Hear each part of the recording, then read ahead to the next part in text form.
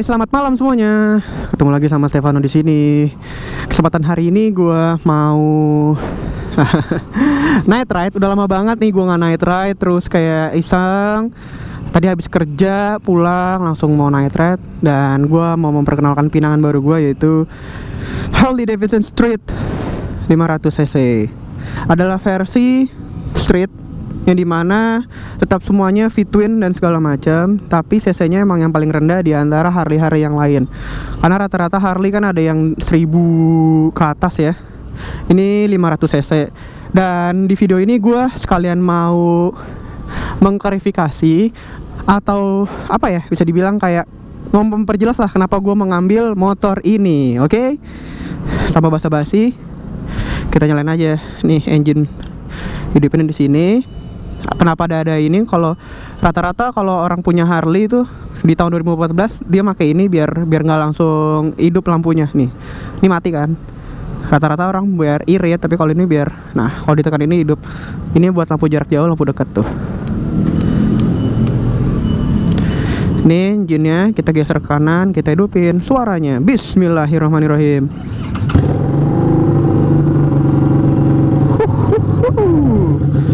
Suaranya, gue salah jalan ya, harusnya kita muter aja.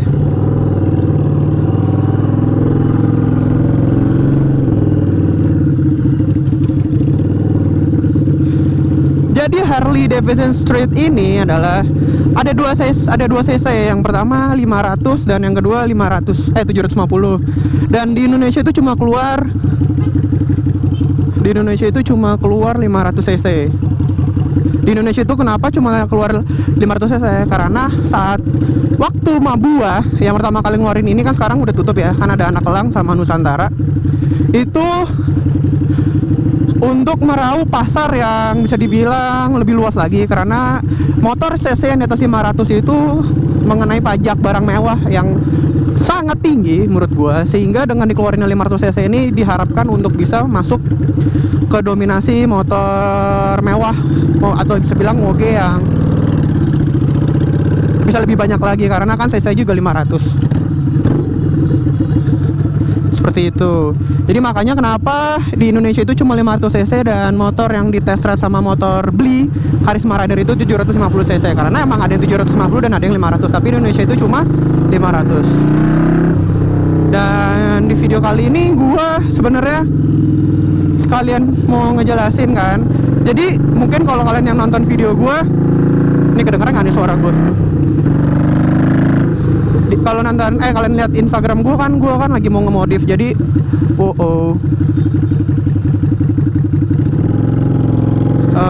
gua kan lagi mau ngemodif, dan ini adalah bisa dibilang video sebelum modifan yang akan gue lakukan. Yaitu stangnya kan bisa lihat kiri kanan, speedometernya cuma standarnya ala kadarnya, dan ini tidak ada indikator apapun itu. Tidak ada indikator apapun itu. Tidak ada indikator bensin, tidak ada indikator gigi, cuma ada speedometer dan odometer, dan itu masih 1800 km. Ini gue ambil second dengan harga yang menurut gue bagus banget, jadi ya udah gue ambil. Terus kalian, selain itu belum ada yang gue modif, cuma itu doang. Knalpot ya sudah sedikit dimodif. Nanti kalian bisa lihat lanjutannya nanti di video gue selanjutnya. Terus motor ini bisa dibilang enak banget, nggak bohong. Ini buat di Jakarta. Tadi kan tadi gue nggak ngerekam ya. Tadi itu macet banget jalanan, dan gue pakai motor ini enak banget. Nggak ada pegel-pegelnya, gesit, lincah, handlingnya enak, benar-benar cocok dengan namanya street. Dan menurut gue ini worth it banget ini. Ini motor enak banget, tarikannya ada. Untuk 500cc tarikannya gokil, benar kata beli. Ini enak banget tarikannya. Gue mau narik-narik tapi macet, jadi tidak bisa. Bisa dibilang emang ini motor untuk pemula di dunia Harley lah ya, karena benar-benar dari cc-nya yang kecil dan juga tenaganya yang sedang, terus juga handlingnya yang enak. Menurut gue ini, setelah kalian punya ini, nanti kalian bisa up to the next level, kayak Sportster lah, Ultra atau apapun itu. Nah mungkin banyak yang nanya kenapa gue beli ini kan. Jadi selain Kenapa gue beli Street ini? Yang dimana Street ini dalam pandangan gue ini adalah kanvasnya Harley. Kalau R90 adalah kanvasnya BMW dan Street ini adalah kanvasnya Harley. Which means ini enak banget untuk kalian modif, gue nggak bohong.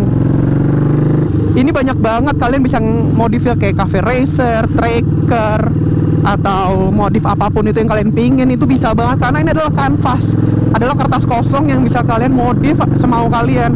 Jadi ya sekaligus mengklarifikasi bahwa 70 or 60 to 40 gue lebih milih ke BMW GS nanti. Dan Tracer gue kayaknya mau gue lepas ke om gue. Kenapa? Karena om gue tuh suka banget motor Jepang. ZX636 itu kan punya om gue. Nah dia kayak bilang, saat gue bilang milih antara BMW GS atau R90, dia bilang yaudah kamu ambil GS aja no, biar om yang ngambil Tracernya itu. Dan gue mikir kan boleh juga ya saat om gue bilang kayak gitu. Makanya gue kayaknya 60 to 40, 60-40 tuh gue lebih milih GS. Kalau menurut kalian kayak gimana? Jadi yang pasti yang gue modif itu ya motor Street ini, karena menurut gue Street ini kanvas banget, bisa diotak-atik. Sama lah kayak R90, beda tipe aja. Nanti kalian bisa lihat mungkin hasil modifan gue minggu depan, atau nanti gue update di Instagram gue atau gimana. Ya ini motor emang bisa dimodif ya lumayan gampang lah, bisa gue bilang gitu. Jadi makanya sehingga yang gue bakal ambil itu kemungkinan besar GS gitu. Makanya gue sekalian mau klarifikasi juga kedepannya kayak gimana, dan juga kenapa gue ngambil Street ini. Karena ya itu tadi gue bilang, alasan pertama, Street ini adalah kanvasnya untuk BMW. Aduh salah, gue harus ngambil kanan. Untuk tarikannya enak banget, gue nggak bohong, gokil. Makan tuh suara V-twin. Terus ya itu tarikannya enak, lincah, gesit, nyaman banget ini untuk dikendarain. Aduh, benar-benar apa ya, kanvas kosong yang bisa kalian modif-modif. Dan pertama ya mungkin itulah kekurangannya. Kalau kalian beli ini dengan knalpot yang awal, bener-bener bukan suara Harley banget, bener-bener nggak berasa lah, bisa dibilang seperti itu. Tapi kalau udah kalian modif, berasa. Dan juga motor ini motor yang menurut gua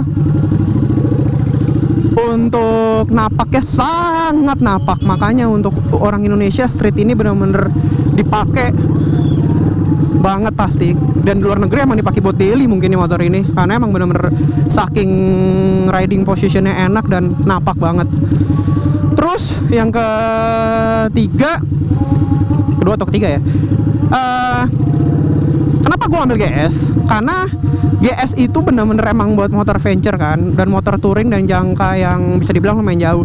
Tracer itu enak, tapi ya lagi-lagi yang gue bilang, kalau Tracer itu bukan 100% dibikin untuk apa ya, dibikin 100% buat touring, karena emang masih ada asumsi motor MT-09 yang emang enak buat touring tapi bukan spesifikasi buat touring gitu loh. Karena GS kan emang buat versi dibikin buat touring kan, adventure, namanya juga adventure ya. Jadi keenakannya tuh arogan banget ibu-ibu malam-malam. Keenakannya masih lebih enak GS jelas dibandingkan Tracer.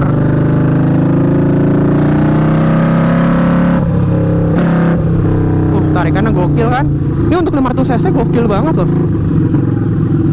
bener-bener enak banget.